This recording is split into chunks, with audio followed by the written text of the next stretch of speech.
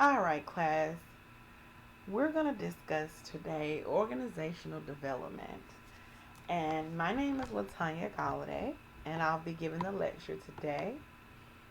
So let's go ahead and get started. If you would, you're going to need your book, and you're going to also need the PowerPoint that we sent via email. And let's get started here, shall we? And let's go over the objectives.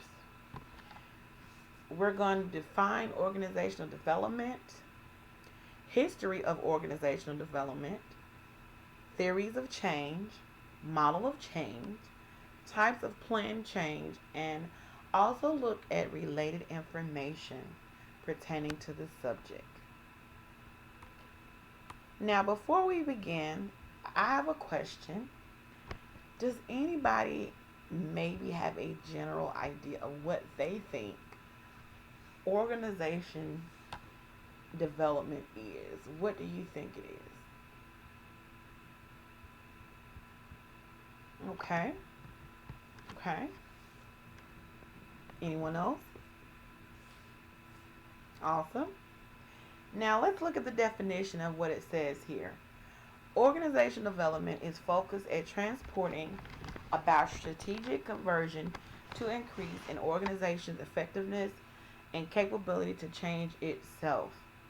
According to Shakula, Heat, and Panda, organization development is a long-term effort led and reinforced by top management to develop organization's vision, empowerment, learning, and problem with special emphasis on the culture of intact work teams and other team configurations using the consultant facilitator role and the theory and technology of applied behavioral science, including action research, which plays a vital role in its place within the workplace in order to change the development of the organization and alter the direction in which it is currently going.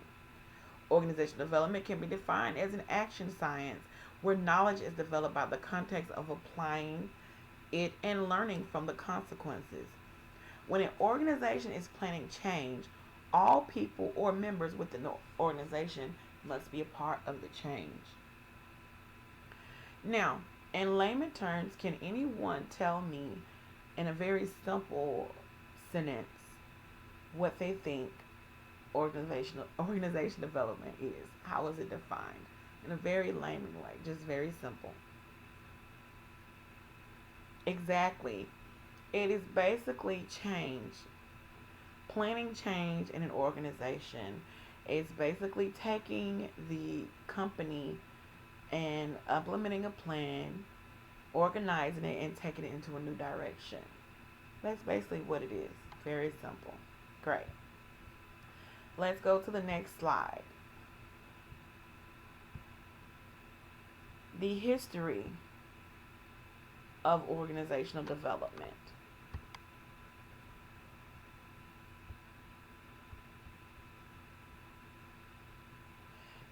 Looking at the history of organizational development, Kurt Lewin played a key factor in the development of change models. Kurt Lewin is best known for his work he did in leadership research.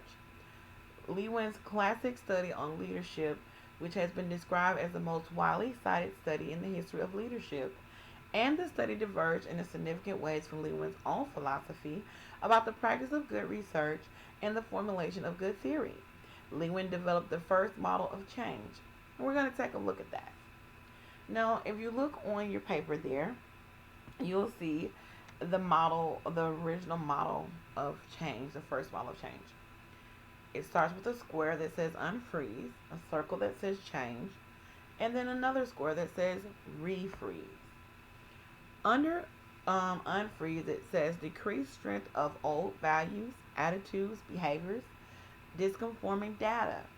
Under change, it says facilitation and training to minimize resistance.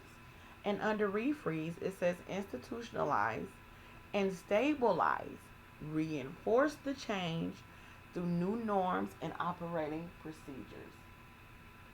Can anyone tell me what they think this simply means here. Just kind of break down each one: unfreeze, change, and refreeze. Just make it simple. I think it's important for us to interpret these things in the way in which we have comprehended them, to give others another example of how to understand the information. Anyone? Go ahead. Great. I want to add to this as well is that if you look at unfreeze, it simply just talks about, you know, the stagnation of the company. Whatever the motto, the creed, or the direction in which they have usually based their organization on needs to be unlearned. The behaviors, the attitudes, all of that needs to be dismantled. Then he wants to go into change, and this basically meaning to get ready to apply the necessary change.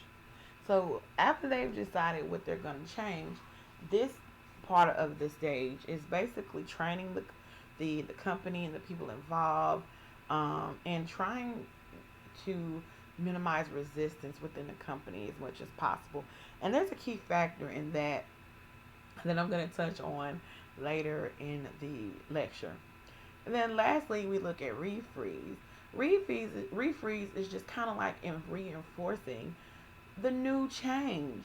Making sure that everybody understands the change, making sure that everybody is aboard for the change, and making sure that everybody understands um, what the change now entails. A lot of times people try to resist, and we don't want resistance. We want people who are on board with the change, and we're going to reinforce that change as much as possible. Let's continue.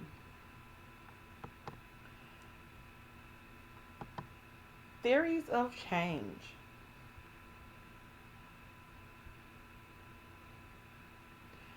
Even though Lewin developed a change theory based upon organization change, there were still formal models used, such as the action research model and the positive model.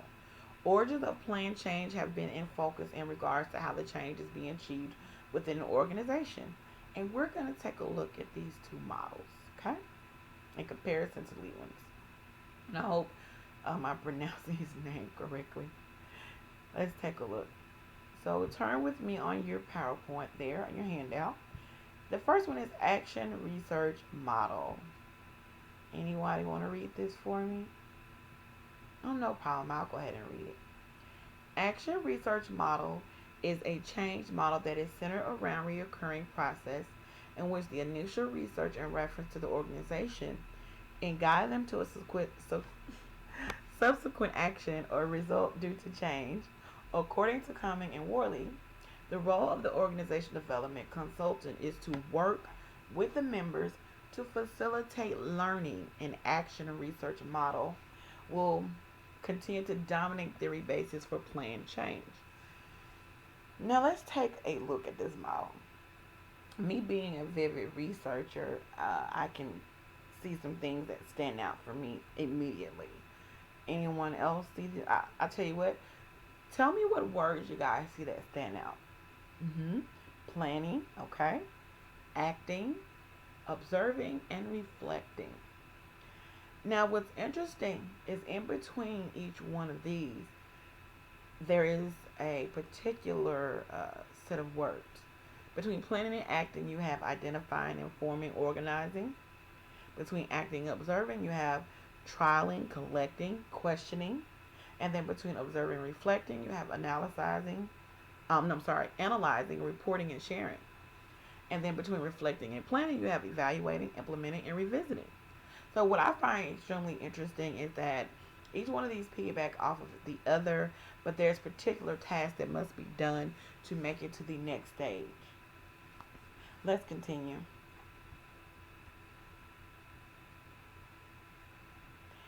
The next one we have is the positive model.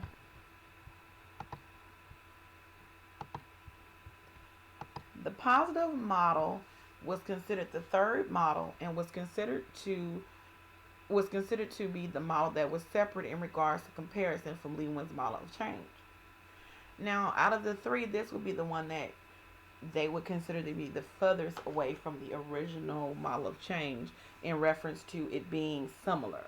I personally think that all of them seem to be somewhat similar, but we're going to touch on this. Go ahead and open up your book for me, and let's go to page 27, and we're going to read.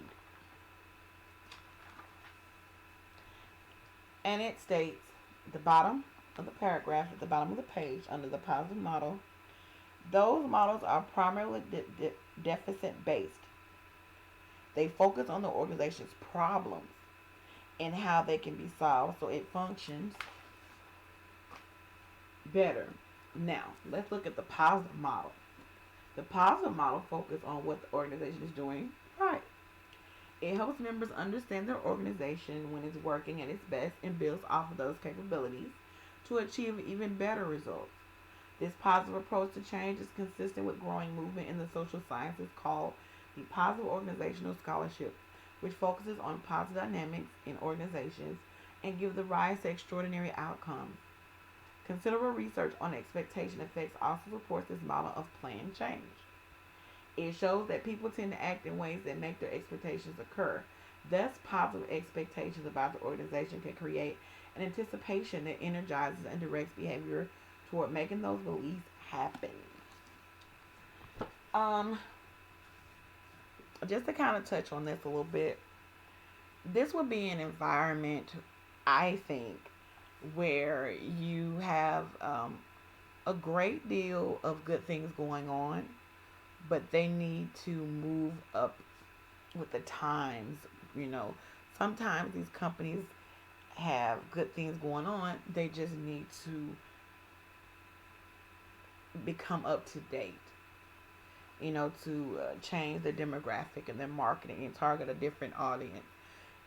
I think that would be a time in which they would take what's already working, and they would take that and update it.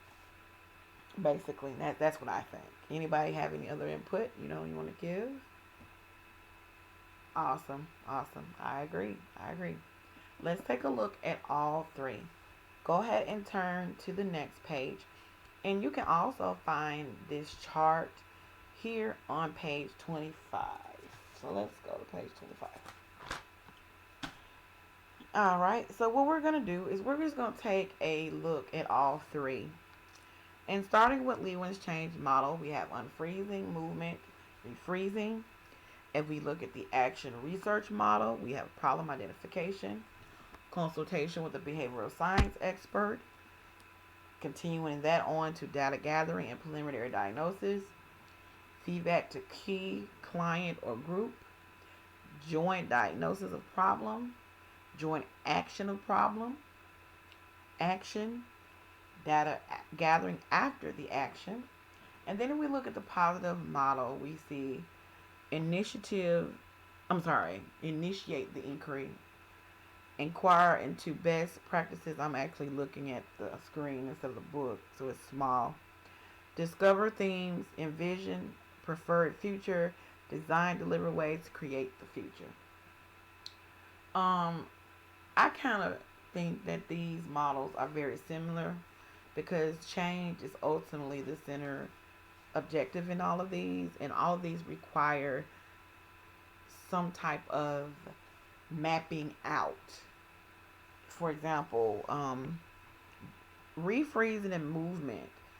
I would think that in between refreezing and movement would be some type of mapping out, some type of planning, such as in research where they're researching and they're planning, what the change is going to be. Whereas with the positive model, you have to research as well, but you're basically just focusing on what's already working.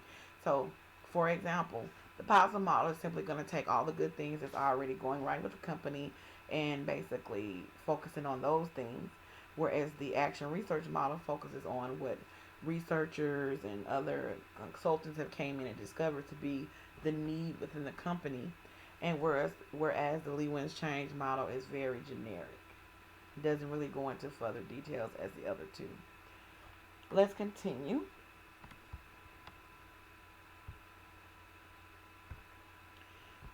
And the next thing we're going to look at is the model of change.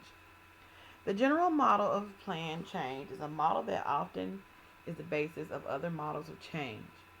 This model shows typical organization that is used by ODs to implement change within an organization. However, attitudes plays a big part in these elements in regards to the people involved in terms of organization being successful in their attempts or efforts to change. Attitude is defined as a psychological emotion and the positive or negative evaluation that are caused as an individual engages in certain behavior. And attitude can be understood as a rational choice-based evaluation of the consequences of a behavior, as well as an estimate of likelihood of these outcomes.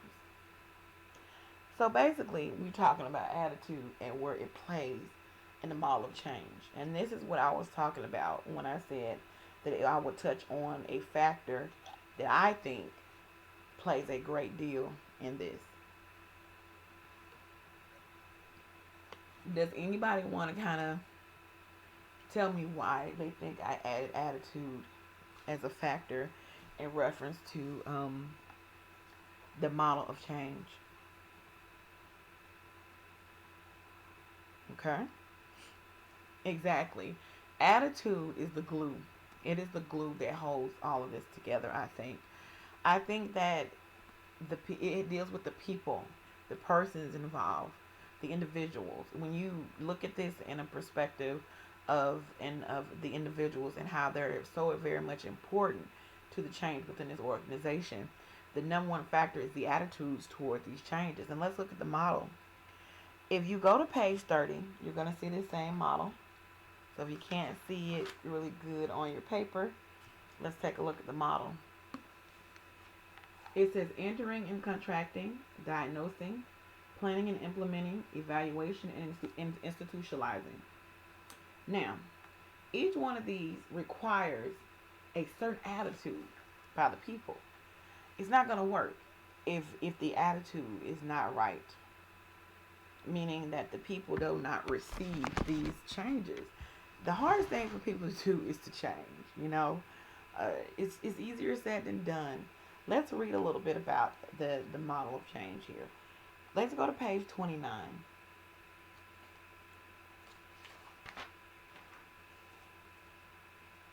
And let's take a look at what it says. The framework describes the 4 basic activities that practitioners and organization members jointly carry out in organization development. The arrows connecting the different activities in the model show the typical sequence of events, from entering and contracting to diagnosing to planning and implementing change to evaluating the institutionalization change. The lines connecting the activities emphasize that organizational change is not a straightforward, linear process, but involves considerable overlap in feedback among the activities. Once again, as I stated, feedback amongst the activities that deals with people, that deals with attitudes, that deals with the being receptive of the change by the people in the organization, everyone involved from leadership all the way down to support staff. Let's continue. Now we're going to take a look at the types of planned change. And this is something that I want you guys to open your mind to. And I want you to use your own jobs as examples of these changes. And I'm going to use my experiences as well. Let's look at the first one. The magnitude of change. Go with me to page 31. And let's talk about the magnitude of change. Incremental changes tend to involve limited dimensions and levels of the organization, such as decision-making processes of work groups. They occur within the context of organization's existing business strategy, structure, culture, and are aimed at improving the status quo.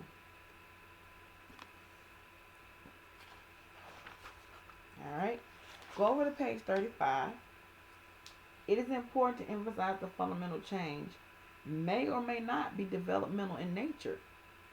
Organizations may drastically alter their strategic direction and the way of operating without significantly developing their capacity to solve problems and to achieve both high performance and quality of work life. For example, firms may simply change their marketing mix, dropping or adding products, services, or customers. They may drastically downsize, like cutting out and marginalized businesses, laying off managers and workers, or they may tighten managerial and financial controls and attempt to squeeze more out of the labor force. I'm going to give a good example of the magnitude of change. Here locally, Service Master had a contract with the local schools for their for people to consult for custodial workers to clean up the schools.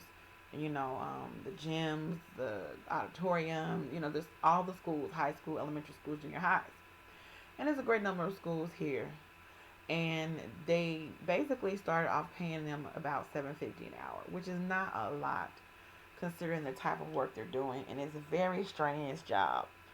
So the workers, after years of only being paid this amount of money, $7.50 an hour, requested for a raise, which rightfully so, due to the cost of living increasing. I think they should have gotten a raise a long time ago. However, what ended up happening is the company ended up firing, laying off rather, and firing a great number of people. I mean, like by the hundreds. And it mostly remained was people who were in leadership who mostly remained. And what they ended up doing was basically hiring new people on, gave them an additional 25-cent raise, tightened up on off days and when people could work, as far as how many hours they were allowed and things like that to try to minimize overtime. I mean, they really, really, really just changed the whole dynamic of the way things were done. And they were much stricter. And, with that pay rate increase of 25 cents, they basically became stricter in absenteeism. And it was just crazy. A lot of people complain, and actually, in actuality, the change didn't help the company. They end up losing a lot of contracts because that particular change was not successful, and that because of the magnitude of the change, I feel like they should have considered, pay increase amongst those who already were loyal in working there for years, and their tenure was high, versus hiring all new people. Let's continue. Page 35. At the bottom, we're going to look at the degree of organization. In an under-organized organization, on the other hand, there is too little constraint or regulations for effective task performance. Leadership structure, job design, and policy are poorly defined and fail to direct task behaviors effectively. We're going on page 36. Communication is fragmented, job responsibilities ambiguous, and employees' energies are dissipated because of the lack of direction. Under-organized situations are typically found in such areas as product development, project management, community development, where relations among diverse groups and participants must be coordinated around complex and uncertain tasks. Now let's look at an over-organized situation. In an over-organized situations where much OD practice has historically taken place, that's interesting. Planned change is generally aimed at loosening the constraints on behavior.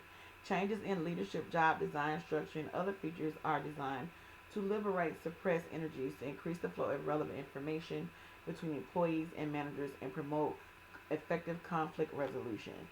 And I'm not surprised that that is not where most of the organizational developers are placed, because of the fact that OD practitioners are placed because of the fact that that's a very, very common thing that you see amongst companies who are over organized. I'm going to give an example.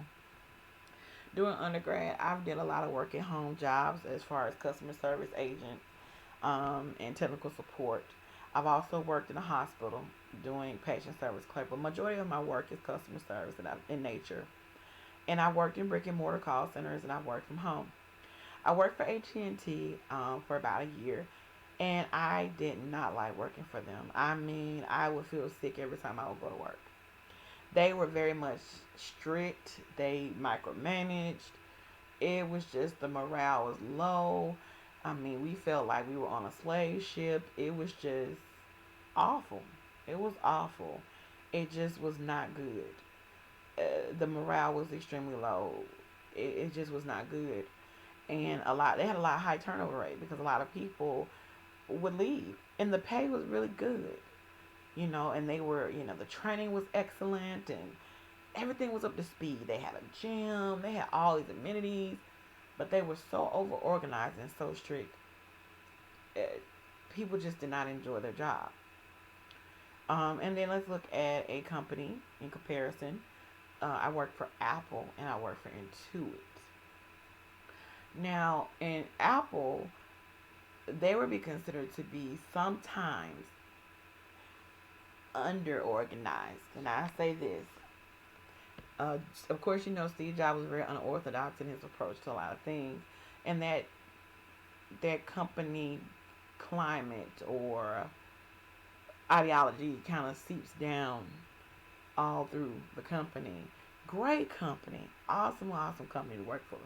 I mean, you just it's just the environment is so energized and charged.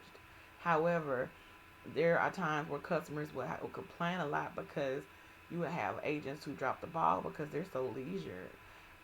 They were not organized enough to make sure that people are properly trained and things like that. But the company itself to work for was an awesome company. I mean, it was a great, very laid back company. I mean, to the point where during the hold music was oftentimes R&B, hip hop, pop, country. I mean, it just, we had virtual parties, and it just was a great job. But sometimes it seemed underorganized because people were not trained properly. Sometimes you would escalate calls to agents and they didn't know the proper protocol or policy and things like that. And then there is Intuit, who I recently worked for as a tax professional, what I would be considered to be extremely um, median, meaning that they have the right degree of organization, great pay, great morale, very laid back, but not too laid back to the point where you didn't know your job, that you didn't get proper training.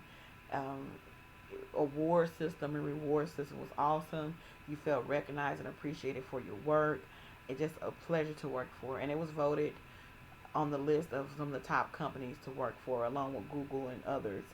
But Intuit is a great place to work, and I would definitely go back there again. It's working for TurboTax. I would do it again.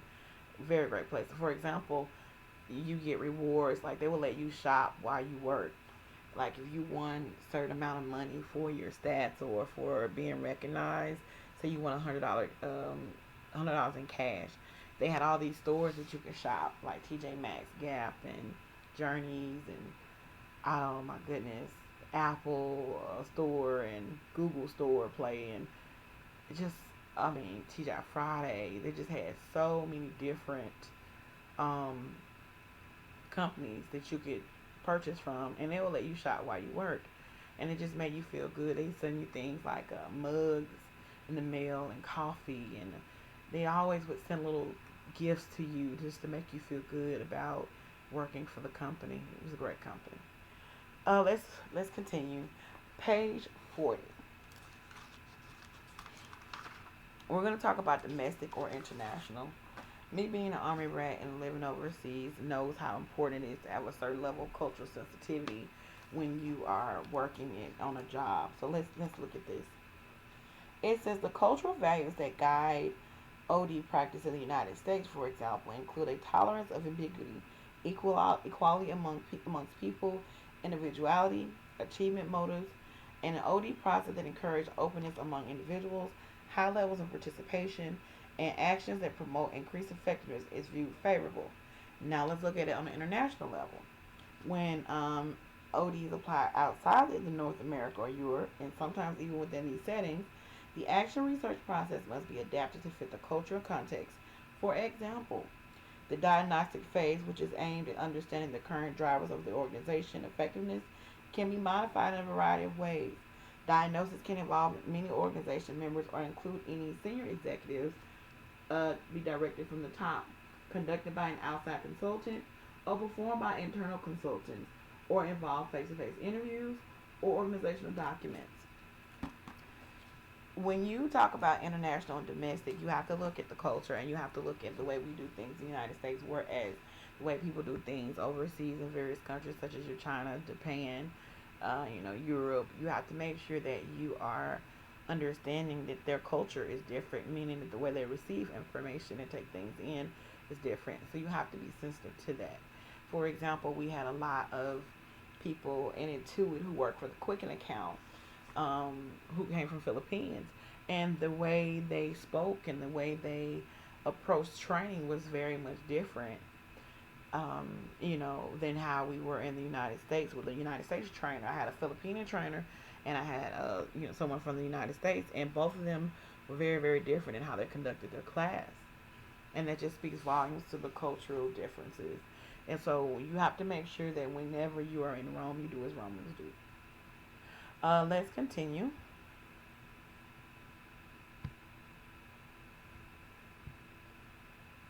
Now, what we're going to do is to end this off.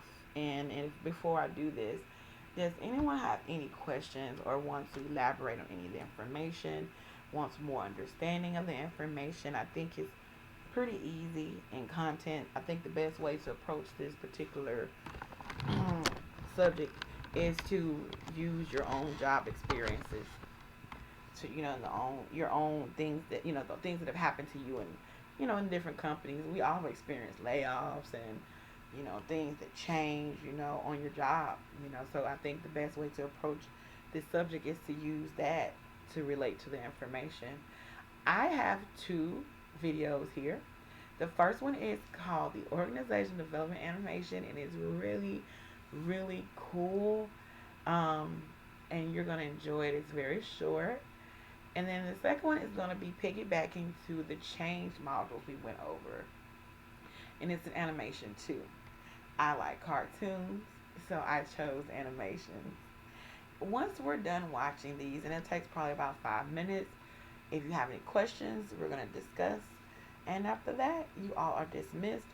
Make sure that you take your PowerPoint and you keep it for your notes, so you'll have it throughout the semester.